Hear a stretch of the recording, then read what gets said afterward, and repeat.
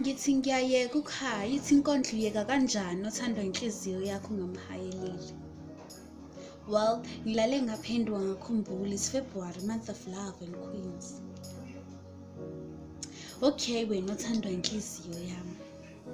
Ngithi thatha lolu thando with care, ulibambe, ulifukamele kuhle kwesikhathi. Sebenzisa imizwa yami ngendlela, siza ungayilimazi. Thanda mina njengoba ngithanda wena, lokho ungangabazi. Lolu thando ngifuna sinyuke nalo step by step. Walungangishiyi mina ngididekile ngiyashesha ukuzwela. Bese ngiyazikhulula maybe ngagcina ngiyilimaza. Don't wait for spare time, always have me in your mind.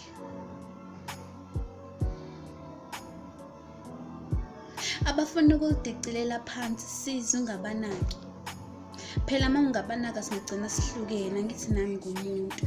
And phela I can't stand that. Khumbula wena uthandwa inhliziyo yami.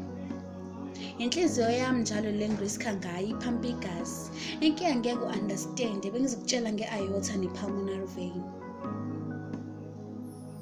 I wish bengiyazi language yakho bengizokutshela ngayo, ungadlali ngami ngiphenduke inhlekisa ebantwini. Begcine sebengihleba ngeyifundo.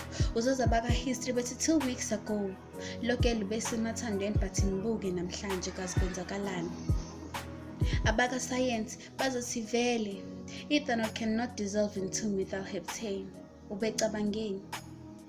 Abaka-accounting bese bethi lokelo vela kanawo ama-assets bekumele sale.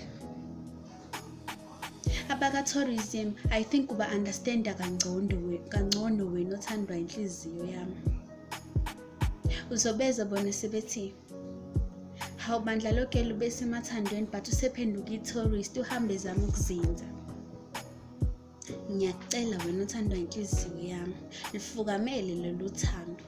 Khumbula le nkondlo ingivuse ngilele yathi ngibhale ungihaye, ngifuna iqinisa lazi, ngifuna umtshele ngokuzwayo. Please kulolu thando singangabazi, singananazi.